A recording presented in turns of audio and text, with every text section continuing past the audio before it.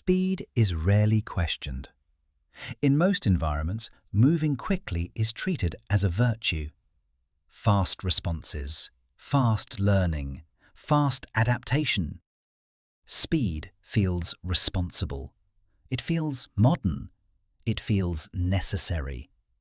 And because of that, very few people stop to ask what speed is doing to their understanding. Not dramatically, not in obvious ways, but quietly.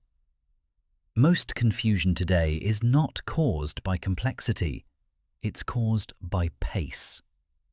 When people struggle to understand something, they usually assume the issue is difficulty. The subject must be hard, the idea must be advanced, the system must be complicated. But very often, the real problem is that things are moving faster than the mind can integrate. Understanding is not instant. It never has been. It forms when information has time to settle into context. And context cannot form at speed. Here's the assumption that shapes modern thinking. If I move faster, I'll stay sharp. That belief makes sense in certain domains. Speed helps execution. Speed helps repetition. Speed helps tasks you already understand. But understanding itself operates differently. Understanding is not about how fast you can process information. It's about how well information connects. And connection requires pause. Not a dramatic pause, not a retreat from the world, just enough space for relationships to emerge. When speed increases, something subtle happens. Input arrives before previous input has finished integrating. The mind switches contexts before meaning has stabilized. And instead of building depth, thinking becomes shallow. Not because the person is incapable, but because the system never allows completion. This is why speed feels productive while reducing clarity. You are always moving, always consuming, always responding, but rarely landing. And landing is where understanding happens. Speed creates motion without resolution. The mind becomes excellent at scanning, reacting, and transitioning, but weak at synthesis, weak at judgment, weak at seeing what actually matters. This is not a personal failure. It's a predictable outcome of applying execution speed to sense-making. Execution rewards speed. Understanding punishes it. The faster you move through information, the more fragmented it becomes. Fragments feel like knowledge, but fragments don't cohere into insight. They stack, but they don't settle. This is why people often feel informed but not clear, busy but not confident, engaged but not grounded. The mind is constantly occupied, but rarely oriented.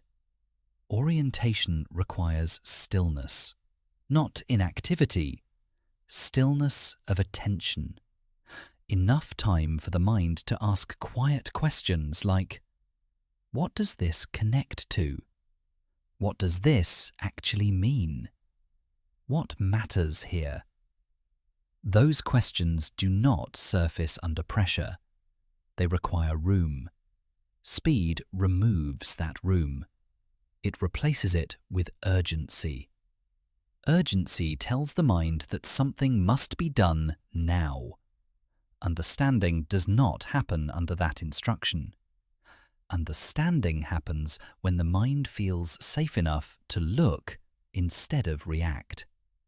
This is why speed quietly breaks clarity. Not because speed is loud or destructive, but because it changes the conditions under which thinking operates. Under speed, the mind prioritizes continuity. Keep going. Don't stop. Stay current. Understanding prioritizes completion. Finish the thought.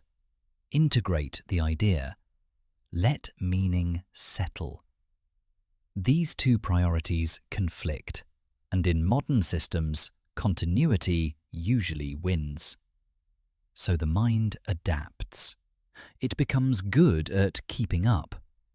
But keeping up is not the same as understanding. Keeping up is movement. Understanding is orientation. Orientation answers different questions. Not what's next, but where am I? Without orientation, people move faster and faster without feeling grounded. They feel busy but unsure, active but uncertain. That uncertainty is often misinterpreted as lack of intelligence, but intelligence hasn't disappeared.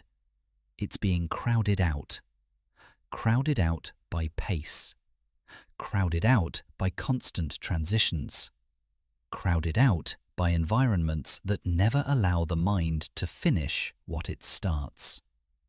Speed also distorts feedback. When you move quickly, you don't get clean signals about what you understand and what you don't. Everything feels partial. Everything feels provisional. And partial understanding creates insecurity. You don't know what you know. So confidence erodes. Not because competence is gone, but because clarity hasn't had time to form. This is why slowing down often feels uncomfortable at first. Speed masks uncertainty. Slowing down exposes it. But exposure is not failure. It's the beginning of real understanding. When pace decreases, the mind notices gaps. Those gaps feel unsettling, but they are necessary. They are where questions form. They are where insight starts. Speed skips questions. It replaces them with momentum, and momentum feels good until it doesn't. Eventually, momentum without clarity collapses. That collapse often looks like burnout, confusion, or disengagement. But the root cause is simpler. The mind never had time to understand. This matters deeply as systems continue to accelerate. The instinct will be to move faster, to respond quicker, to absorb more. But the people who thrive will not be the fastest movers. They will be the clearest thinkers. Clarity is not speed resistant. It is speed selective. It knows when to move quickly and when not to. It applies speed to execution, not to sense-making. This distinction is everything, because sense-making is where judgment lives, and judgment is what allows humans to navigate fast systems without being overwhelmed by them. If you apply speed everywhere, judgment erodes. If you protect space for understanding, judgment strengthens. This is the quiet advantage. It doesn't announce itself. It doesn't look impressive in the moment, but over time, it compounds. Clear thinkers make fewer mistakes. They correct faster. They choose better problems. They waste less energy chasing what doesn't matter. And none of that requires rushing. So if you felt that thinking has become shallow, scattered, or strained, consider this. It may not be because things are too complex. It may be because they're moving too fast for understanding to complete. And the solution is not to disengage from the world. It's to recognize where speed belongs and where it doesn't. Speed is powerful, but it is not neutral. Applied in the wrong place, it undermines the very thing it's meant to improve. Applied with restraint, it becomes an asset instead of a liability. This channel exists to restore that restraint, not by telling you to slow down your life, but by helping you see where clarity actually forms. And clarity forms where pace allows meaning to settle. So here is the landing thought for episode 3. Speed does not make thinking better. It makes thinking unfinished. Understanding needs time to arrive. And when you give it that time, even briefly, clarity returns. Not because the world slowed down, but because you stopped asking your mind to do something it was never designed to do at full speed.